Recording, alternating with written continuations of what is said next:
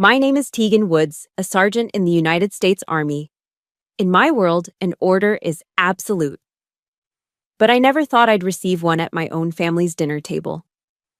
We were at the 1789 restaurant in Georgetown, the air thick with the scent of power and expensive wine. My mother, Diane, slid a thick, white envelope across the mahogany table. Her voice was as cold as the diamond on her finger. "This is for the best, Tegan, for all of us." My sister, Avery, raised her phone, a smug smile on her face, ready to document my downfall. Inside wasn't a gift. It was a legal document, a notice of familial waiver, stripping me of my inheritance and officially disowning me from the Woods clan. My father just nodded, his gaze as sharp as a closed negotiation. They thought they were giving me my final order. They had no idea they had just initiated their own court-martial. Tell me where you're watching from in the comments, and hit that subscribe button if you believe that silence is sometimes the most powerful weapon. The air inside 1789 was a currency I'd never learned to spend. It was old money, old power, clinging to the dark wood paneling and the starched white tablecloths. As a soldier, I'm trained to assess a room, to identify threats and assets, exits and obstacles.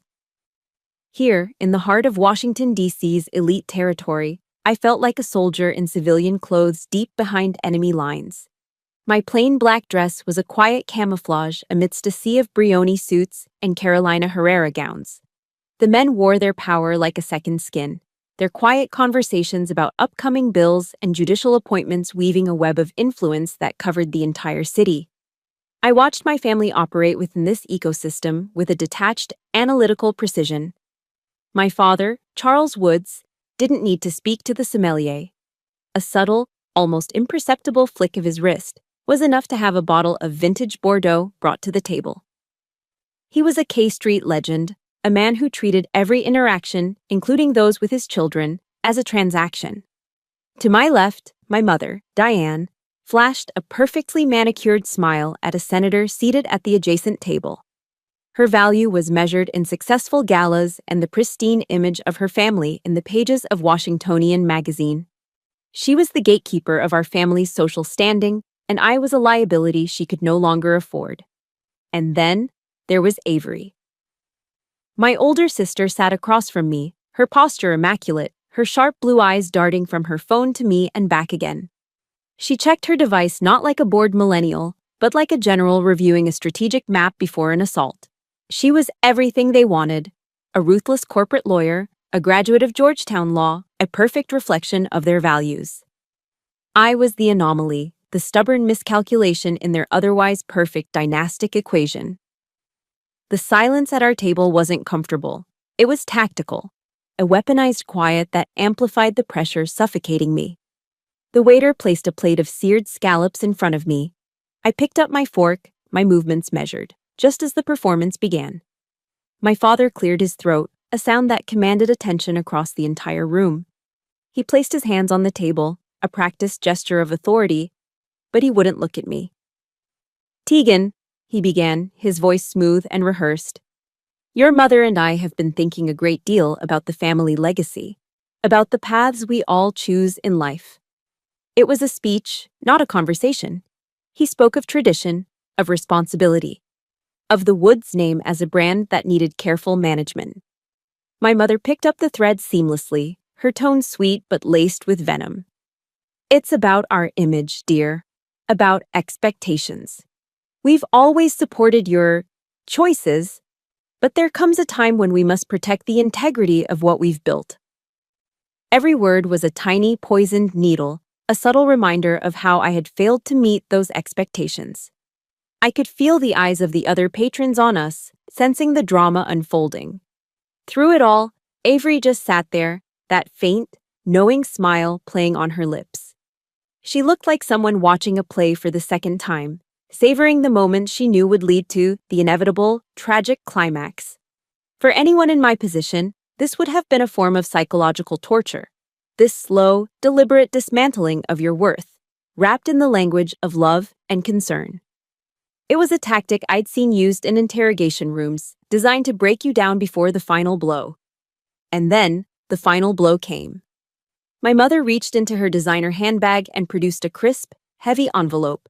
She placed it on the table and, with a single, perfectly manicured finger, slid it across the polished mahogany surface until it stopped directly in front of me. The air went still. "We feel this is for the best, Tegan," she said, her voice devoid of any warmth. I looked at the envelope. It was made of thick, expensive cardstock, the kind used for wedding invitations or declarations of war. My name, Tegan Woods, was typed on the front in a severe, impersonal font. My fingers felt numb as I reached for it. The paper was cold, shockingly cold, under my touch. I broke the seal. Inside was a single folded sheet of legal-sized paper. My eyes scanned the dense text, the dry, unforgiving language of lawyers stripping away every ounce of sentiment. The heading read, "Notice of Familial Waiver." My gaze jumped from phrase to phrase. "Hereby relinquishes all rights, responsibilities, and connections. Waives any and all claims to inheritance, property, and familial association." It was a death sentence for a relationship that had been dying for years. It was an official execution. In that moment of profound silent shock, a small sound cut through the haze. A whisper. I looked up and saw Avery, her phone still raised, leaning toward my mother. "Got it," she whispered, her voice filled with triumph. The look on her face, perfect. The coldness in my veins turned to ice. It wasn't enough to disown me. It wasn't enough to sever me from the family.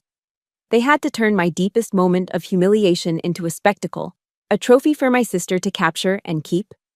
I was no longer a daughter or a sister. I was a piece of entertainment. A problem that had finally been solved. Something shifted inside me then. The hurt was there, a deep, sharp pain in my chest. But years of military training had forged something harder over my heart. You don't cry on the battlefield. You don't scream. You assess, you adapt, you act. I folded the document. Not clumsily, but with a soldier's precision. I made a perfect rectangle, the creases sharp and exact. I placed it gently back on the table, next to my untouched scallops. Then, I pushed my chair back, the sound echoing slightly in the tense silence that had fallen over our table. I stood up, straightened my dress, and looked each of my family members directly in the eye. First, Avery, whose triumphant smile faltered under my steady gaze. Then my mother, whose composure cracked just enough to reveal a flicker of uncertainty. Finally, my father, whose negotiating mask couldn't quite hide his surprise. My voice, when it came, was level, monotone, devoid of the emotion they so desperately wanted to film. Message received and understood. I held their stunned gazes for one final second.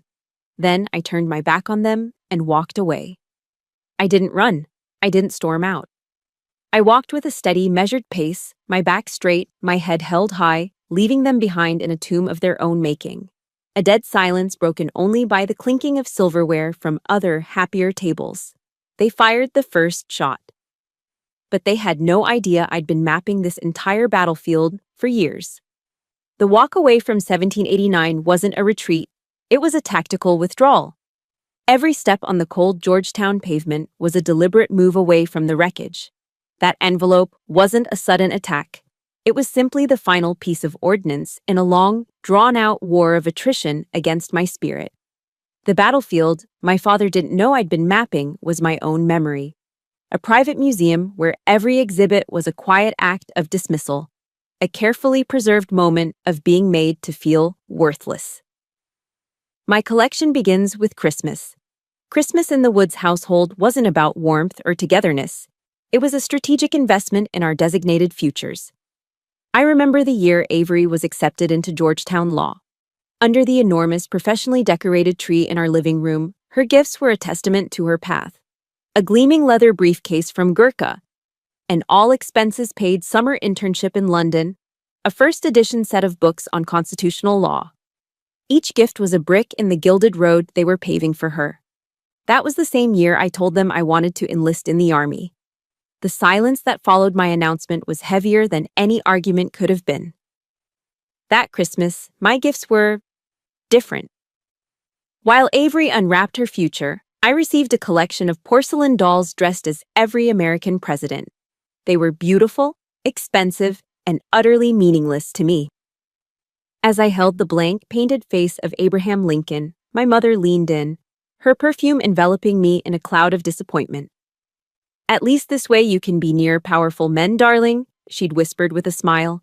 It was a masterclass in sophisticated contempt. A gift that wasn't a gift at all, but a beautifully wrapped message telling me how profoundly I had let them down.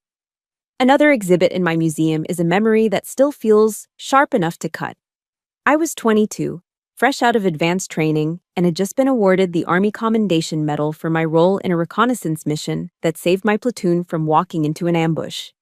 My hands were shaking when I called home from a satellite phone in a dusty tent halfway across the world. I was so proud, so desperate for a single crumb of genuine validation. My mother picked up, and I could immediately hear the telltale clinking of glasses and the high-pitched chatter of a DC cocktail party in the background. "Tegan, how are you, darling?" she asked, her voice distracted. I told her about the medal, my voice cracking with a hope I should have known better than to feel. There was a pause. I heard her say to someone nearby, "Just one moment, Margaret, it's Tegan." Then back to me. "Oh, that's wonderful, honey. A little medal, how sweet." The words dripped with condescension. A little medal. "Listen, I have to run. The florist is here with the arrangements for the fundraiser tomorrow. We'll talk soon." The line went dead. I stood there in the suffocating heat, listening to the dial tone. I had helped save the lives of a dozen soldiers, and my achievement couldn't compete for 30 seconds of her attention against a flower delivery. I learned a brutal lesson that day. In her world, my sacrifices would always be weighed against the floral arrangements, and the flowers would always win. But the centerpiece of my collection, the exhibit that casts the longest shadow, is from a dinner during one of my leaves. My father had invited a retired 4-star general, a potential client for his lobbying firm, to our home. For the first time, I thought this could be it. A bridge between my two worlds. I was in my dress uniform, the medals on my chest feeling heavier than usual. I thought, just for a moment, that I might finally be seen. The general was kind, asking me about my service with genuine interest. I began to recount a carefully chosen, sanitized story about navigating a supply convoy through a hostile region. I was halfway through my sentence when Avery interrupted, letting out a perfectly timed, dismissive laugh.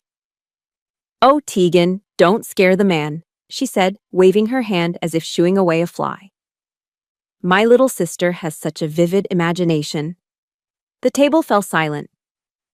The general looked uncomfortable. My face burned with humiliation. But Avery wasn't done. She leaned across the table, her eyes glinting with malice, and lowered her voice just enough so that only the general and I could hear her clearly. "Don't try to be something you're not," she hissed. "There's a name for that, you know. It's called stolen valor. To be accused of the most shameful sin a soldier can commit, pretending to be a hero you aren't, by my own sister, in front of a decorated general, was a violation so profound it left me breathless. It was a strategic, character-assassinating strike, and it hit its target perfectly. I couldn't speak. I just sat there, my uniform suddenly feeling like a costume. Later that night, after the guests had left, I confronted my father in his study. The room smelled of old leather and his favorite scotch. He didn't offer comfort. He didn't defend me. He poured himself a glass of Lagavulin, swirled the amber liquid, and looked at me not as a father, but as a crisis manager. "Tegan, you have to understand the game," he said, his voice calm and utterly detached. "Avery was protecting the family brand. Your war stories. They don't sell in this town. They make people uncomfortable." He took a slow sip. "Patriotism doesn't pay the lobbying bills. New defense contracts do." And there it was. The final, brutal truth laid bare under the soft lamplight of his study. I wasn't his daughter. I was a poorly performing asset. A narrative that was damaging the brand. My service, my sacrifices, my very identity. They were all just commodities to be weighed for their market value in Washington, D.C. And my value was zero. That was the moment the emotional bond truly severed. It wasn't a loud snap, but a quiet, cold decay. I realized that my family wasn't a family, it was a corporation. And I had just been deemed a bad investment. If you've ever had a moment, big or small, where your accomplishment was brushed aside by the people who should have been the proudest, press that like button. And in the comments, just type a simple, I understand. Sometimes just knowing you're not alone is the first step toward building your own victory. The rejection from my father that night was a form of disownment long before the envelope at 1789 made it official. He wasn't just dismissing my career, he was dismissing my entire being. And it was then that a new thought began to form in the back of my mind. A cold, hard piece of strategic calculus. If every victory I earned was worthless in their eyes, then I had to build a kind of victory they couldn't possibly ignore. The decision to build my own kind of victory led me to a place my family could never understand or control. Fort Jackson, South Carolina. Basic training. For them, it was a source of shame. For me, it was a liberation. The first day, breathing in the humid air, thick with the smell of pine needles and sweat, I felt a strange sense of peace. The world of Georgetown, with its hushed negotiations and unspoken hierarchies, felt a million miles away. Here, the hierarchy was loud, abrasive, and beautifully, brutally simple. The name Woods meant nothing. No one cared that my father had senators on speed dial. My value was stripped down to its rawest components. How many push-ups I could do until my arms screamed, how tightly I could group my shots on the rifle range, and how fast I could haul myself and my gear over the next obstacle. The mud, the yelling, the sheer physical exhaustion. It was a crucible designed to burn away everything that was non-essential. And for the first time in my life, I felt like I was standing on level ground. I'll never forget the moment our drill sergeant, a man whose voice could peel paint off a wall, stopped in front of me after a grueling 16-hour day. I was covered in mud, my muscles trembling, certain I was about to get chewed out for something. He just looked at my rifle, which I'd spent an hour cleaning, then looked me dead in the eye and gave a single, sharp nod. That nod, that silent, hard-earned acknowledgement from a man who demanded nothing less than perfection, was more real, more valuable than any hollow praise my mother had ever given me. It was a currency of respect, earned with sweat and grit, and I was finally solvent. That sense of belonging only deepened when I was stationed at Fort Bragg, North Carolina. My life became a routine of early mornings, tactical briefings, and the constant smell of gun oil and burnt coffee. It was a world away from the perfumed galas of DC, and I had never felt more at home. The heart of this new home was the dining facility, the DFAC. A loud, cavernous hall where the food was forgettable, but the company was everything. One evening, I was sitting at a long table with my squad, eating what was probably my 1,000th plate of dry turkey and lumpy mashed potatoes. But the food didn't matter. To my right was Miller, a farm kid from Iowa who could fix anything with duct tape and a prayer. Across from me was Diaz, a sharp-witted girl from the Bronx who missed her grandmother's cooking more than anything. We were laughing, sharing stupid jokes, talking about our families back home, our hopes, our fears. The air was warm with an easy camaraderie, a bond forged in shared hardship and mutual reliance. In that moment, surrounded by the clatter of trays and the chorus of laughter, I realized with a sudden pang in my chest, this was a family dinner. Just then, my phone vibrated on the table. It was a text from Avery. There were no words, just a picture. It was her smiling brilliantly at a table in what was clearly a Michelin-starred restaurant in New York City. She was holding up a glass of champagne, a plate of impossibly intricate food in front of her. The caption simply read, Le Bernardin. You wouldn't get it. I stared at the screen, the stark contrast hitting me like a physical blow.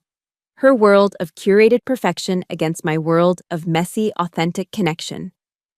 The loneliness was a sharp, bitter taste in my mouth, more potent than the bad coffee.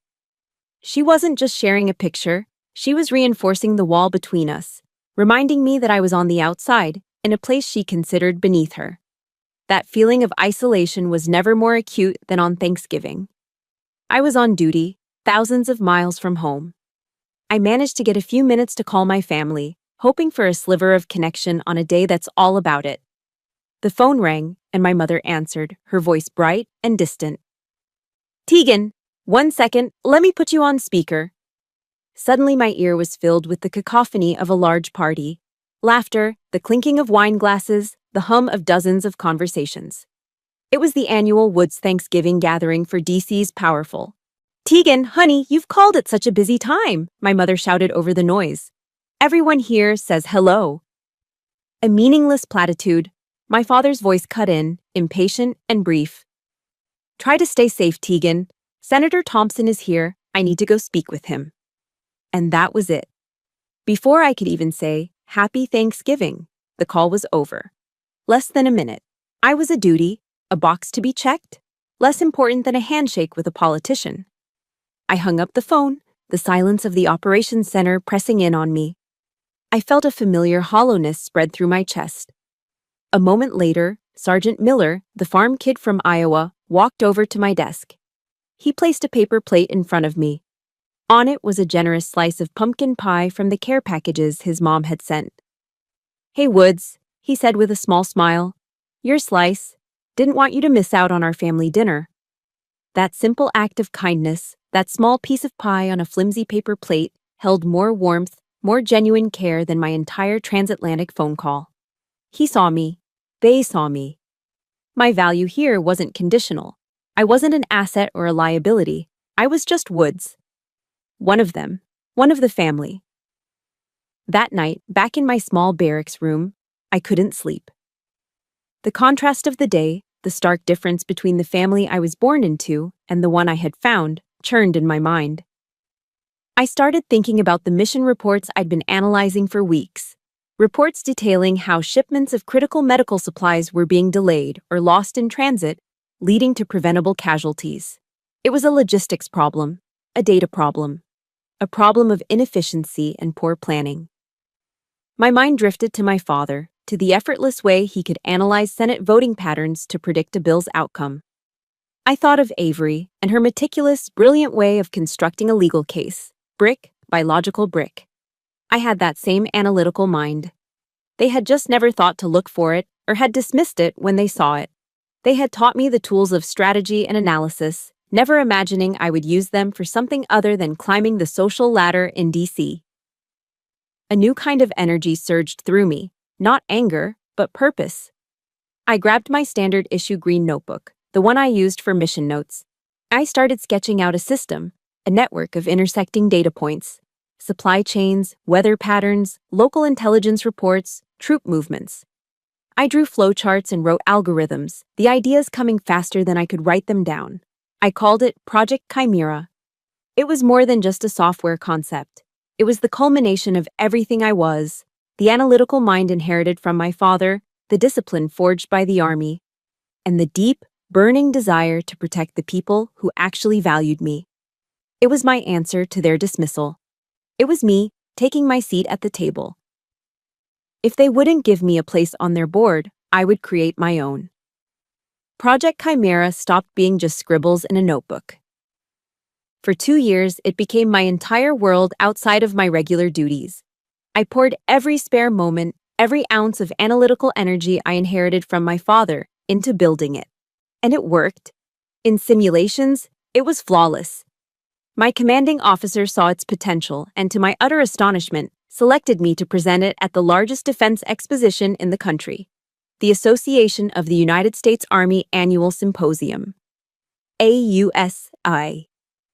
The universe, it seems, has a twisted sense of humor. The conference was being held at the Walter E. Washington Convention Center, right in the heart of my hometown. The city that had rejected me was now the stage for my biggest professional moment. Out of a lingering, foolish sense of duty, I sent an invitation to my family. I didn't expect them to come, but I felt I had to try. The response came not from them, but from my father's impeccably polite secretary, an email. Mr. Woods extends his regrets but is unable to attend due to a scheduling conflict. A scheduling conflict. I was presenting a revolutionary logistics system to the leaders of the U.S. Army. And my own father had a scheduling conflict. The sting was familiar, but duller this time. It was just more data to file away. Standing backstage, waiting for my name to be called, I looked out at the vast auditorium. It was a sea of dress uniforms glittering with medals and dark, expensive suits worn by CEOs from every major defense contractor in the world. Boeing, Lockheed Martin, Raytheon. They were all here. I felt a familiar pang of loneliness, a small, quiet sergeant about to address a room full of generals and titans of industry. But then a new feeling pushed the loneliness aside: resolve. I wasn't here to impress my family anymore. I was here for the soldiers whose lives this could save. I was here for myself. My name was called. I walked to the podium, the bright stage lights warm on my face. My heart was pounding, a steady, powerful rhythm against my ribs. I adjusted the microphone and looked out at the hundreds of faces staring back at me. "Good morning," I began, my voice clear and steady. "My name is Sergeant Tegan Woods. Today, I'm not going to talk about abstract strategies or defense policy. I'm going to talk about saving lives with better data." I didn't use the flowery, persuasive language my father favored. I used the language of the military: direct, efficient, and fact-based. I let the data do the fighting. My first slide was a stark map of a recent conflict zone. Red dots appeared on the screen. "Each of these dots represents a preventable casualty," I said, my voice ringing with conviction. "Soldiers we lost not to enemy fire, but to a delayed shipment of blood plasma or a missing batch of antibiotics." The room was silent. I moved through my presentation with practiced precision, showing charts, running simulations. I demonstrated how Project Chimera's predictive algorithm could analyze thousands of variables: weather patterns, local political instability, insurgent activity, convoy vulnerabilities, to anticipate supply chain disruptions before they happened. I showed them, with hard numbers, how many of those red dots could have remained just names on a roster, men and women who would have come home. I never said I created, I said the system demonstrates. I made myself a conduit for the information, for the mission. Throughout my 20-minute presentation, I noticed one man in the front row. He was older, with a lean, weathered face and sharp, intelligent eyes that never left the screen. He wasn't in uniform, but he had the unmistakable bearing of a soldier. He didn't take a single note. He just watched, his expression unreadable, absorbing every piece of data. I recognized him from the conference program. Marcus Thorne, the CEO of Axiom Dynamics, a powerhouse in defense technology, and a former Green Beret. When I finished, there was a moment of silence, and then the applause started. It was solid, respectful. I gave a slight nod. My duty done. As I was packing up my laptop at the side of the stage, a shadow fell over me. It was Marcus Thorne. I braced myself for the usual polite, dismissive platitudes, but his first words weren't praise. "Your supply chain predictive algorithm," he said, his voice a low baritone. "Does it account for localized political volatility as a weighted variable?" I was taken aback. It was a deeply technical question, one that went straight to the heart of my system. "Yes, sir," I replied, my analyst brain kicking into gear. It cross-references State Department advisories and on-the-ground intelligence reports to create a stability index that dynamically adjusts route risk. He nodded, a flicker of something, respect, in his eyes. For the next 10 minutes, we stood there, surrounded by the buzz of the conference, having the most intense, intellectually stimulating conversation of my life. He fired off questions about data sourcing, encryption, and scalability. He didn't talk down to me. He spoke to me as a peer. He spoke to me with a level of intellectual respect my own father, the brilliant strategist, had never once afforded me. "Walk with me, Sergeant," he said finally. We ended up in a small coffee shop across the street from the convention center, the noise of the city a dull roar outside the window. He told me about his time in the service, about losing a good man in his unit not to a bullet, but to an infection because a simple antibiotic didn't make it to their outpost in time. His story was filled with a quiet, profound pain that I understood completely. He looked at me, his gaze direct and unwavering. "What you've built, he said, his voice thick with conviction, is what I needed 20 years ago. It's what soldiers need right now. He leaned forward slightly. Axiom Dynamics wants to acquire the technology. We're prepared to offer $9.5 million. The number just hung in the air between us. $9.5 million. My mind struggled to process it. It was an absurd, life-altering figure. But as the shock began to subside, I realized it wasn't the money that was making my hands tremble. It was the validation. It was the number attached to my worth, a value assigned not by my blood, but by my mind, by my work. The offer, he continued, as if he knew what I was thinking, comes with a condition. We don't just want the system, we want the architect. We'll create a new division for you to run it, Director of Strategic Analysis. Director? The word echoed in my head. I looked out the window at the imposing marble buildings of Washington, D.C., the symbols of a power structure that had always excluded me.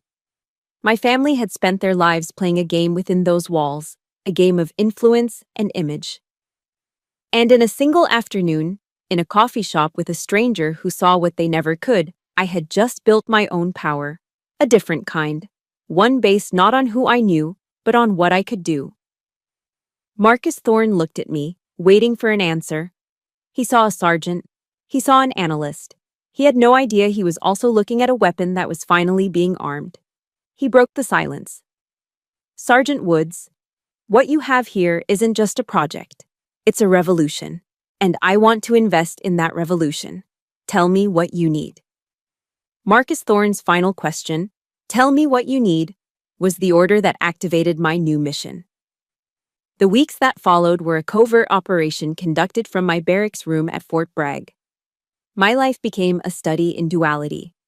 By day, I was Sergeant Woods, running drills and analyzing intelligence reports. By night, I was Tegan Woods, the soon-to-be Director of Strategic Analysis, engaging in a different kind of warfare, corporate negotiation. The team from Axiom Dynamics was formidable. A trio of sharp, Harvard-educated lawyers who were used to getting their way. Our negotiations took place over a series of encrypted video calls. My bland barracks wall a stark contrast to their polished corner offices. They probably expected an easily impressed soldier, grateful for the opportunity. They didn't get one. I had spent years analyzing complex tactical situations. A legal contract was just another battlefield with its own rules of engagement. I read Sun Tzu's The Art of War at night, not for military strategy, but for this. Know your enemy and know yourself, he wrote. I treated Axiom's legal team not as an enemy, but as a strategic challenge. I dissected every clause of their initial offer, cross-referencing it with industry standards I'd researched obsessively. I wasn't just a soldier, I was my father's daughter. I knew how to analyze a document for weaknesses. I pushed back not just on salary, but on budget allocation for my future division, on intellectual property rights for future applications of the Chimera system, and on the exact wording of my autonomy within the corporate structure. During one late-night call, their lead counsel paused, a look of grudging respect on his face. Sergeant, he said, you could have a hell of a career in law. I didn't smile. I'm happy with the one I have, sir, I replied. Let's just make sure this contract reflects its value. I was no longer the girl hoping for a crumb of validation. I was a professional, calmly and methodically securing my position, all in absolute secrecy. As the deal with Axiom neared its conclusion, I found myself drawn to another secret I'd kept for years.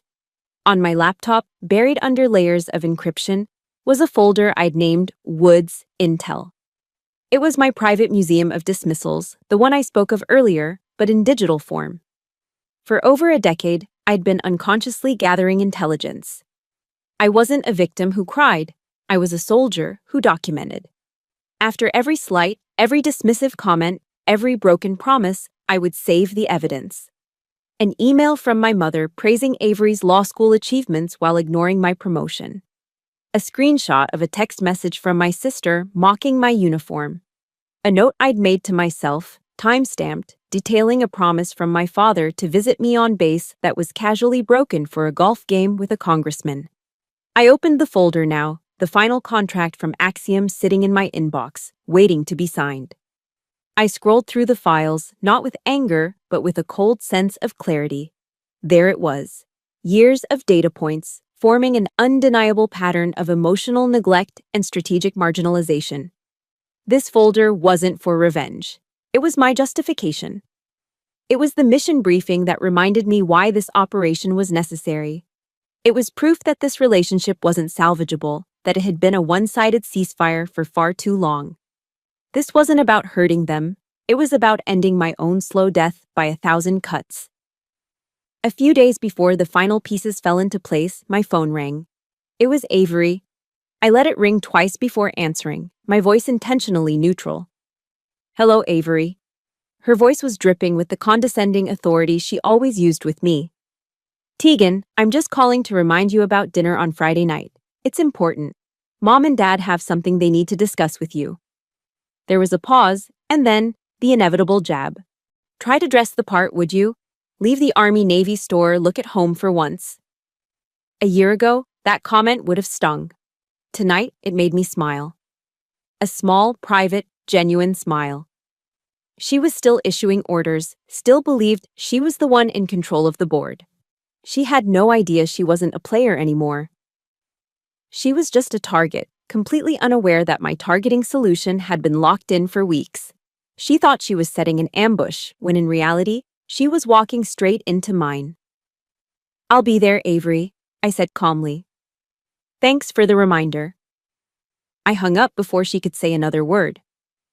The next day, the final revised contract from Axiom arrived in my secure email. The operation had reached its final stage. I drove off base to a FedEx office in Fayetteville, the closest town. I needed a secure printer and a moment of quiet ceremony. The hum of the commercial printer was the only sound in the small store. As the pages slid into the tray, warm from the machine, I felt a sense of profound calm. This wasn't just a contract. It was my declaration of independence. I sat down at a small table, took out my own pen, and signed my name on the final page. Not Sergeant Tegan Woods. Just Tegan Woods. It was a statement. I was entering this new phase of my life on my own terms, under my own name. I scanned the signed document and emailed it back to the Axiom legal team.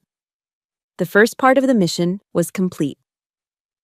An hour later, as I was driving back to Fort Bragg, my phone pinged with a new email. It was from my father's secretary, the same one who had relayed his scheduling conflict. The subject line was, "Dinner Friday, 1789. Restaurant." The message was brief, confirming our 7:30 p.m. reservation. I pulled over to the side of the road. I read the email once, then twice. It was the summons, the invitation to my own execution. I knew with every fiber of my being that this was a trap. This was where they planned to deliver the final, crushing blow. But I wasn't afraid of traps anymore. Sun Tzu wrote, "In the midst of chaos, there is also opportunity." They thought they were setting the terms of my surrender. They didn't know I was the one who had already planned the entire war. I opened my email reply. My fingers were steady as I typed a single word. Confirmed. I sent the message. Then I put the car in drive. That night, I didn't clean my rifle. I went through my civilian clothes and calmly selected a simple, elegant navy blue dress. Then, I took the printed, signed Axiom contract and placed it carefully inside a sleek, dark blue portfolio. Everything was ready. All the pieces were in place. The operation was a go. Before the contract, before the AUSA conference, before I ever conceived of Project Chimera, there was a moment in Afghanistan that burned away the last remnants of hope I had for my family. It was the point of no return. It was the incident that loaded the weapon I would later learn to aim. We were stationed at Bagram Airfield. The air was thin and choked with dust. 2 days earlier, we had lost Corporal Miller in an ambush. He was 19. A kid from Ohio who had just gotten a picture of his newborn niece, which he carried in his helmet liner. As his sergeant, I was part of the chain of command that had to make the calls, to speak the unspeakable to families back home. The weight of that duty, of that loss, was a physical presence, a crushing pressure on my chest.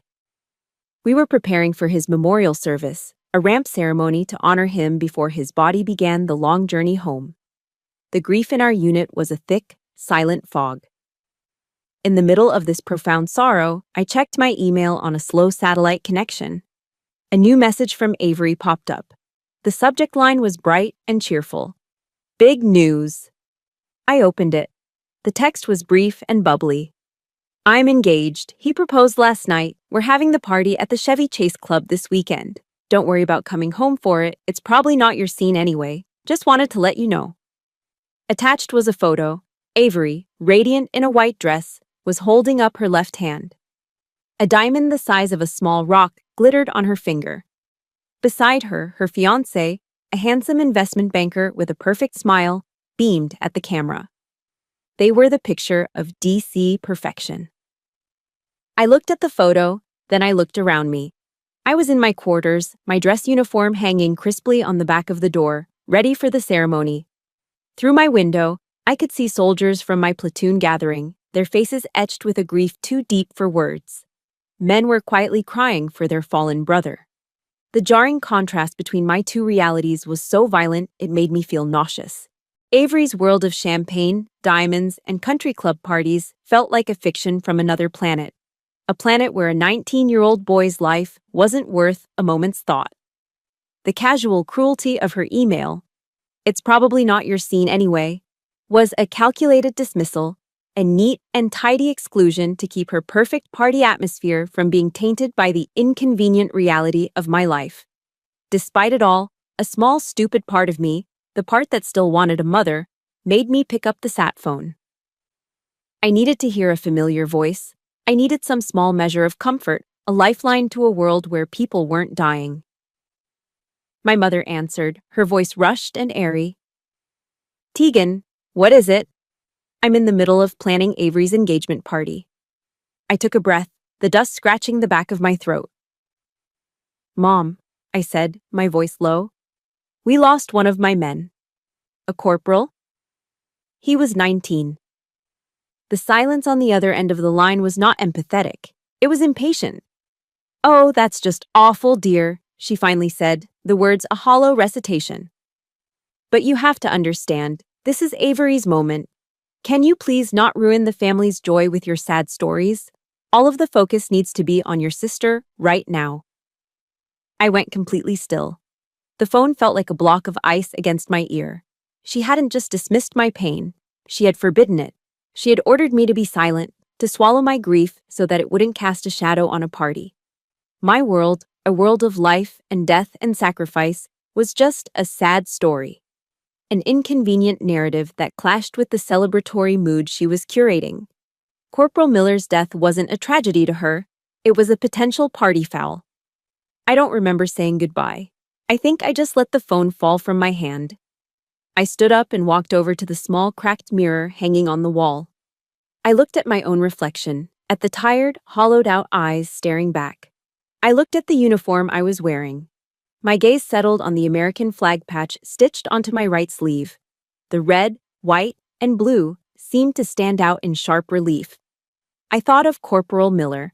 I thought of his infectious, goofy grin. I thought of the parents in Ohio who were about to have their world shattered. The soldier's creed echoed in my head. I will never leave a fallen comrade. We live and die by that creed. It's a sacred promise. And in that moment, I realized that my family had left me behind years ago. They had abandoned me on a spiritual and emotional battlefield, deeming me and my world unworthy of their attention or respect. The silence they demanded of me was no longer something I would endure. It was something I would now wield. The silence they wanted to protect their party would become the silence I would use to plan my war. There are some lines that should never be crossed. For me, disrespecting a fallen soldier was that line. If you agree, do me a favor and hit that like button as a small sign of respect for those who have served. And in the comments, just type, "Respect the fallen." It's a way of saying, together, that some things are more important than parties. Staring at my reflection, I made a silent vow. I would never again offer them the most important parts of myself. I would never again share my pain, my triumphs, or my heart with people who saw it all as an inconvenience. The warrior's ethos is to protect your own. My family had made it clear they were not my own. From that day forward, I would build a fortress around my heart. I would stop trying to save a mission that was already lost. And from inside that fortress, I would begin to plan the final battle. They didn't just disrespect me, they disrespected the fallen. This game had to end.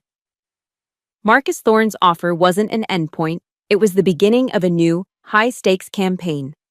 What followed was a masterclass in strategic negotiation, a quiet war fought over encrypted video calls and endless legal documents. Axiom's legal team presented me with a standard acquisition contract, a boilerplate document designed to favor the corporation. They clearly underestimated me. I spent my nights in the base library, not reading fiction, but studying corporate law and intellectual property rights.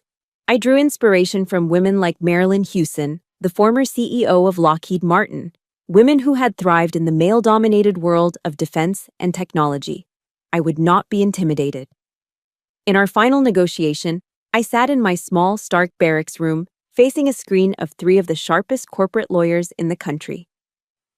Marcus Thorne was also patched in, a silent observer. I calmly presented my counter-proposal, a document I had drafted and redrafted a dozen times. I pointed to Clause 7b, regarding future development rights. This language is too ambiguous, I stated, my voice even. I want explicit ownership of any non-military applications derived from the core Chimera algorithm. They were stunned into silence. One of the lawyers finally sputtered, "Sergeant, that's highly irregular." "The technology is highly irregular," I countered. "It has potential applications in commercial shipping, disaster relief, and global pandemic response. That potential has value. I want that value recognized." I didn't just want a payout, I was building a future. I negotiated for a guaranteed operational budget for my new division for the first 3 years. I negotiated for full autonomy in hiring my own team. With every point I won, I felt a layer of the old, insecure Tegan sloughing away. On the screen, I could see Marcus Thorne trying and failing to hide a smile. He wasn't watching a soldier accept a deal. He was watching a leader forge one. During the due diligence phase, a small but powerful event solidified my resolve. My code was being reviewed by Axiom's top engineers. One afternoon, I received a private, encrypted email from an address I didn't recognize. The message was short from one of their senior tech analysts. "Sergeant Woods," it read. "I'm a 20-year Army vet, signal intelligence. Your predictive modeling is the most elegant and effective piece of coding I've seen in my entire career. Don't let these suits lowball you." This is brilliant. That email from a fellow soldier, a nameless, faceless ally who simply recognized the quality of the work, was like a shot of adrenaline to the soul. It was pure validation, untainted by politics or family dynamics. It came from someone who understood. It was all the reinforcement I needed. As the date for the dinner at 1789 approached, the lawyer Axiom had recommended for me, a sharp man named Ben Carter, suggested something unusual. "Let's do a war game," he said over the phone. "A rehearsal. I'll play your father. I'll use every psychological tactic I think he'll use. Don't hold back." We met in his office the next day. Ben, a man who was normally calm and professional, transformed. He sat across the conference table from me and adopted my father's posture, that arrogant, dismissive lean. "Tegan," he began, his voice dripping with disappointment, "after everything we've given you, this is how you repay us? You're tearing this family apart for your own selfish ambition." The attack was so sudden, so accurate, that for a split second I felt that old, familiar knot of guilt tighten in my stomach. I faltered. "No, no," Ben said, breaking character. "Don't engage the emotion. That's his battlefield, and he'll win every time. Respond like you're in a briefing. Data, facts, stay in your territory." We did it again. This time, when he launched the attack, I was ready. "You're tearing this family apart," he yelled, his voice echoing in the quiet office. I kept my voice level, my hands steady on the table. "The decision to dissolve our legal and financial ties was initiated by you, as I'm sure your legal counsel has advised you, I said, as if reporting the weather. My professional life is a separate matter, based entirely on the merits of my work. We ran through a dozen scenarios: guilt trips, threats about my mother's health, appeals to family loyalty. Each time, I learned to deflect, to reframe, to stay grounded in the undeniable facts of the situation. By the end of the hour, I was exhausted, but I was also armored. The dinner was no longer a dreaded family confrontation. It was a strategic negotiation, and I had just drilled for it relentlessly. The day of the dinner was the day everything came together. The final contracts were signed, the deal with Axiom was officially closed. That afternoon, 2 emails arrived in my inbox almost simultaneously. The first was from my father's secretary, a crisp, final confirmation of our 7:30 p.m. reservation. The second was from a name I didn't recognize: Wells Fargo Private Bank. My heart hammered against my ribs. I clicked it open. It was a secure message informing me that a wire transfer had been completed. Per my lawyer's instructions, a new account had been opened in my name. I clicked the attached PDF to view the statement. The document loaded, clean, and official. At the top of the page, under Current Balance, was a number that didn't seem real. $9,500,000. I stared at it. I expected to feel a surge of wild, life-changing joy. I thought I would want to shout, or laugh, or cry. Instead, what washed over me was a profound and absolute calm. It was the quiet confidence of a soldier who has just been handed a fully loaded weapon, right before walking into a fight. It was the final confirmation. I had the resources. I had the strategic position. I had the psychological armor. I was ready.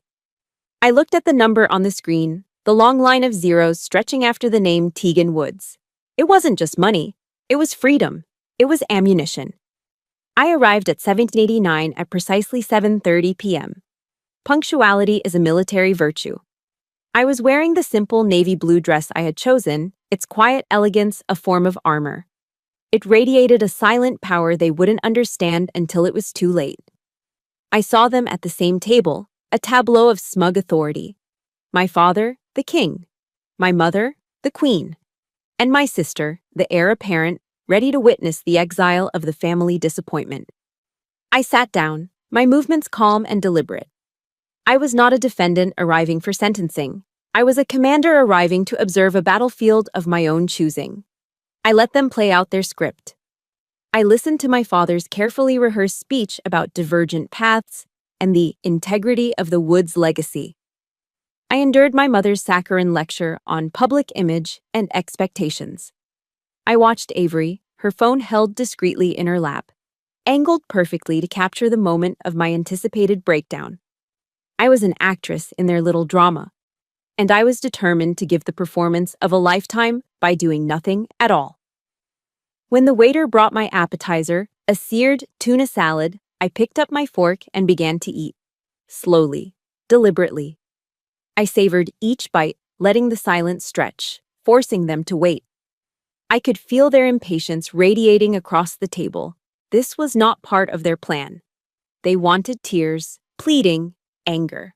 I was giving them dinner etiquette. Finally, my mother, unable to wait any longer, produced the white envelope. The weapon. She slid it across the table with the finality of a judge passing sentence. The entire performance had been building to this moment. I finished my bite of tuna. I placed my fork down gently. I picked up the envelope. I didn't tear it open. I slid my finger under the flap and opened it neatly.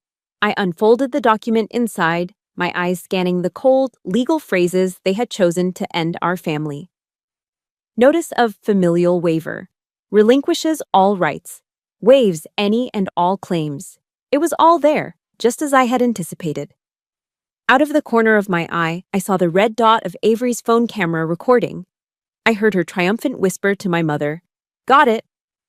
I took a deep breath, not of sorrow, but of resolve. This was it, the point of engagement. I folded the document with military precision, the creases sharp enough to cut. I placed the folded paper on the table. Then I looked up, meeting my father's gaze directly. I gave him the same sharp nod my drill sergeant had given me years ago, a nod of acknowledgement, of mission completion. Received, I said. My voice was a flat, emotionless monotone. The word hung in the air, completely derailing their script. They were stunned. This wasn't the reaction they had rehearsed for. They had prepared for a sobbing daughter, not a stoic soldier. Avery was the first to break. Her smug smile vanished, replaced by confusion. You said, received? She stammered, her phone lowering slightly. That was my signal. The counter-offensive was now greenlit.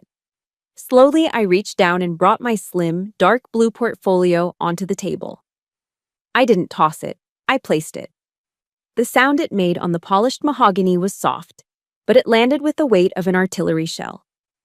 My father's eyes, the eyes of a master negotiator, were immediately drawn to it. I unzipped the portfolio and slid out a document. It wasn't a single sheet of paper.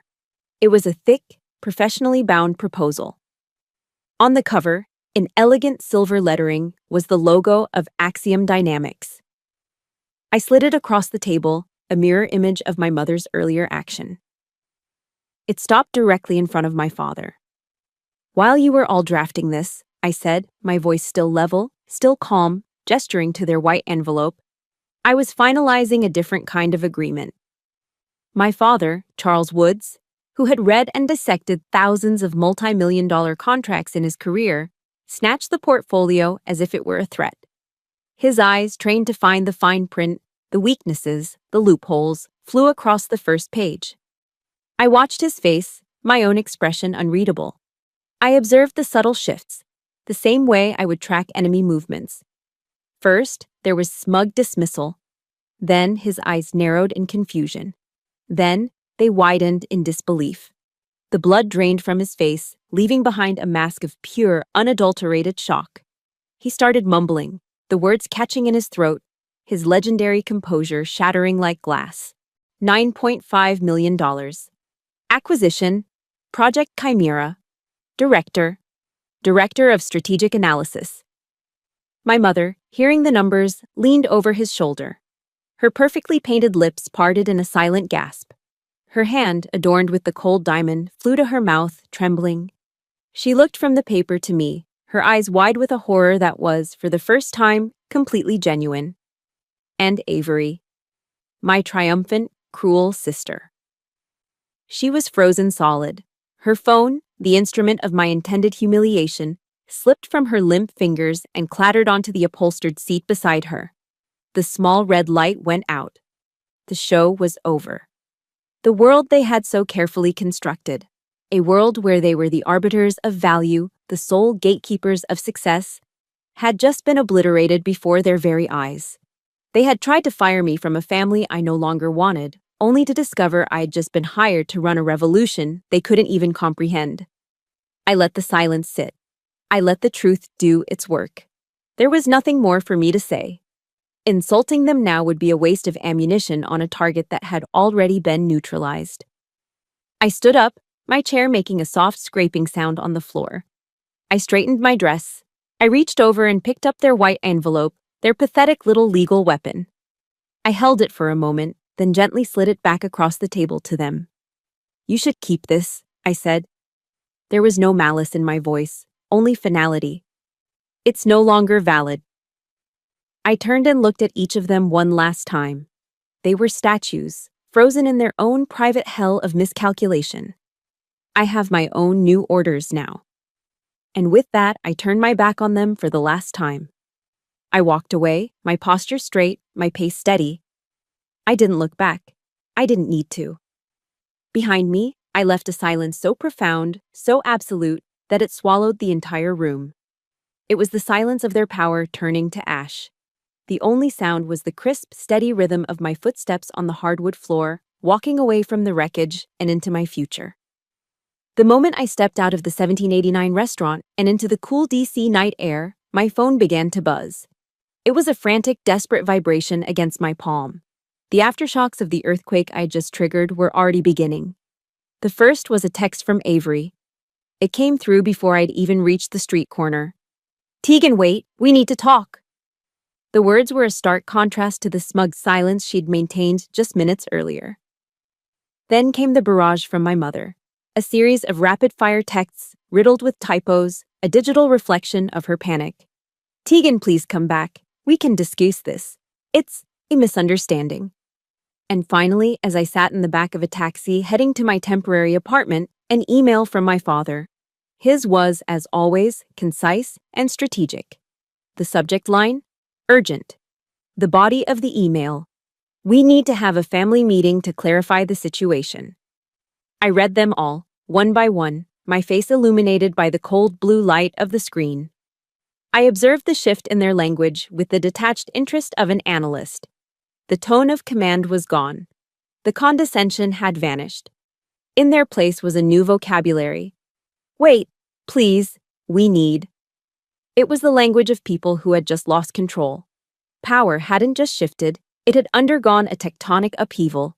I read every message, and I answered none of them. Back in my small, sparsely furnished apartment, I didn't open a bottle of champagne. I didn't call a friend to celebrate. I simply took off my shoes, sat down in the single armchair in the living room, and let the silence of the room settle around me. I had expected to feel a surge of triumphant joy, a cathartic release, but that wasn't what came. Instead, what I felt was a vast, quiet, and profound sense of relief.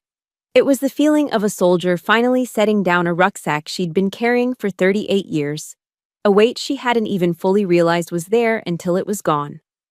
The constant low-grade tension of waiting for the next dismissal, the next subtle insult, the next act of casual cruelty. It had all vanished. The war was over.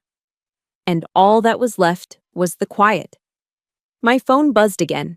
Another desperate text from Avery. I looked at the device, this small rectangle that had become the primary channel for their panicked attempts to regain control. For years, their silence had been a punishment they inflicted on me. Now, my silence would be my sanctuary. With a deliberate movement, I powered the phone completely off. I chose the silence. It was no longer a weapon or a punishment. It was peace. A few days later, there was a sharp, insistent knock on my apartment door. I wasn't expecting anyone. I opened it to find Avery standing in the hallway. The change in her was startling. The razor-sharp, confident corporate lawyer was gone. In her place was a woman who looked lost, her usual impeccable composure replaced by a fidgety uncertainty. "Can I come in?" she asked, her voice smaller than I'd ever heard it. I stepped aside, leaving the door open but not inviting her further. She walked into the center of the room, looking around at the bare walls as if they were a foreign country. She turned to face me, wringing her hands. "We were wrong," she began, the words sounding clumsy and rehearsed. I didn't know. I mean, if I had known you were capable of that." And in that moment, I understood everything. Her apology wasn't for the years of cruelty, for the public humiliation, for the stolen valor comment. It wasn't for being a terrible sister. It was the apology of a defeated strategist. She was sorry she had miscalculated my strength. She was sorry she had underestimated her opponent. She was apologizing for losing, not for being wrong. The regret in her eyes wasn't for my pain, it was for her own strategic blunder. I looked at her, and for the first time, I felt nothing. No anger, no hurt. Just a calm, sad clarity. The hope for a real sister, a hope I had secretly carried for decades, finally flickered and died. It was a quiet, painless death. "Thank you for stopping by, Avery," I said, my voice gentle but firm. "But the meeting is over." I walked to the door and held it open. She looked at me, her mouth opening and closing as if searching for a new legal argument, a new angle of attack. But there was none. She had no more moves to make. Defeated, she walked out. I closed the door softly behind her, the click of the lock a final, definitive sound. A boundary had just been set, not with anger, but with peace. Later that evening, I took out the white envelope from the dinner, their notice of familial waiver. I unfolded it and read it one last time. The words no longer had any power over me. They were just ink on a piece of high-quality paper, a relic from a forgotten war. I walked over to a simple wooden footlocker I kept at the end of my bed. It was where I stored the few things that truly mattered from my military career. I opened the lid. Inside, nestled in velvet, was my Army Commendation Medal. The little medal my mother had once found so sweet. Next to it were photos of my squad, letters from home from my Army buddies, and the neatly folded flag from Corporal Miller's memorial service. I took their letter, their official act of disownment, and I placed it in the box, right next to the medal they had dismissed. I didn't tear it up. I didn't burn it. I archived it. I placed it where it belonged, in the past. It was no longer a source of pain. It was now an artifact, a data point, a lesson learned from a completed campaign. I closed the lid of the box. The past was now in its proper place, filed away and cataloged. My mission was complete. I was finally, truly, honorably discharged.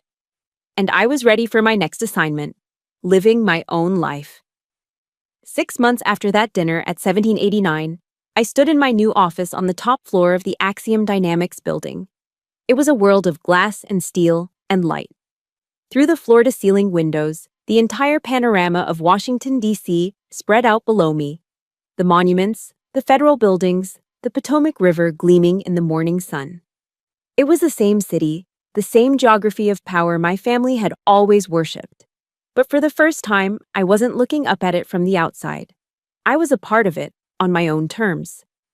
On the polished surface of my large oak desk, a simple, elegant nameplate rested. It read, Tegan Woods, Director of Strategic Analysis. My title, my name. Earned, not inherited.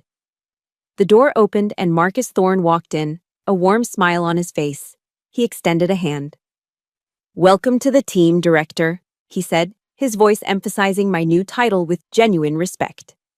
I shook his hand, my grip firm, and a real smile, a truly effortless smile, spread across my face. It's good to be here, Marcus. This was where I belonged. Not in the suffocating drawing rooms of Georgetown, but here, in a place built on innovation and merit, where my value was recognized every single day. The money from the Axiom deal was more than I could ever have imagined, but I knew from the start that it wasn't just for me. It was a resource. It was ammunition, as I'd thought before, but not for a war that was already over. It was for building something new. 2 months after starting at Axiom, I used a significant portion of the funds to establish a foundation. I called it the Corporal Miller Legacy Fund.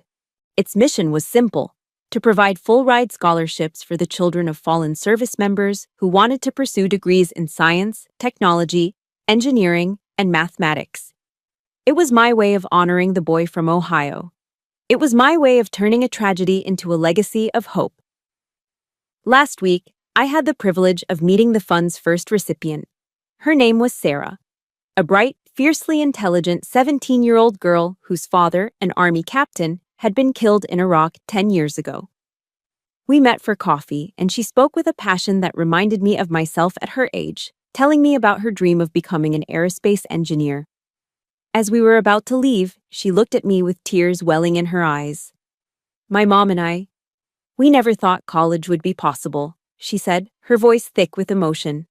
Because of you, because of this fund, I can actually follow my dream. You've changed my life. In that moment, I understood what a true legacy was. It wasn't a famous last name printed in the society pages. It wasn't a portfolio of stocks and political connections. It was the positive change you could create in someone else's life. It was the quiet, profound joy of helping a girl like Sarah reach for the stars in her father's honor. That was a legacy the Woods family, with all their money and power, would never understand. Life has a way of circling back on itself. Last Sunday, I was taking a walk through Rock Creek Park, enjoying the crisp autumn air. As I rounded a bend in the path, I saw a familiar figure sitting alone on a bench. It was my mother. She looked smaller, older. The proud imperial bearing she always carried was gone, replaced by a fragile weariness. She saw me, and her eyes widened. She stood up slowly. Tegan, she said, her voice hesitant, uncertain. It was the first time we had spoken since that night. I stopped, keeping a polite distance. I felt no anger, no resentment. All I felt was a distant, detached kind of pity. Your father, she began, looking down at her hands. He isn't well. The doctors are concerned. I recognized the move instantly. It was a probe. A weak, desperate attempt to use guilt as a key to a door I'd long since welded shut. The old me would have been torn apart, pulled back into the vortex of obligation and guilt. But the old me was gone. I looked at this woman, my mother, and I saw her simply as she was, a person in pain, trying to use the only tools she had. My heart didn't harden, but it didn't soften either. It simply held its ground. I'm sorry to hear that, I said, and my voice was sincere. I hope he feels better soon. And that was all. I didn't offer to visit. I didn't promise to call. I didn't open the door for a reconciliation that could never happen. I was just polite, offering the same kindness one would offer to a stranger. I had finally, peacefully, established the ultimate boundary. She seemed to understand. She just nodded, turned, and walked away. This evening, I'm sitting on the balcony of my new apartment in the wharf, overlooking the water. The sun is setting, painting the sky in brilliant shades of orange and purple. My phone rings. It's Marcus Thorne, calling to brainstorm a new application for the Chimera system, this time for tracking global humanitarian aid shipments. We talk for 20 minutes, a dynamic, exciting exchange of ideas between colleagues, between peers. After I hang up, I don't find my eyes drawn to the distant monuments of power across the city. Instead, I watch the boats gliding across the darkening water. I take a sip of my hot tea, the warmth spreading through my chest. My family tried to write me out of their story. They tried to declare my chapter finished, to relegate me to a footnote. But they failed. Because in the end, I became the author of my own story. The best chapter is just beginning. The silence is no longer a battlefield. It's peace. Thank you for listening to my story. It wasn't an easy journey, but it was mine. I learned that when others try to define your worth, the most powerful thing you can do is to pick up the pen and become the author of your own story. Your legacy is not what you're given, it's what you build. And your peace is worth fighting for. If you believe in the power of turning pain into purpose, please subscribe to this channel for more stories of strength and resilience. And if you know someone who needs to hear that their best chapter is still unwritten, share this story with them. Take care.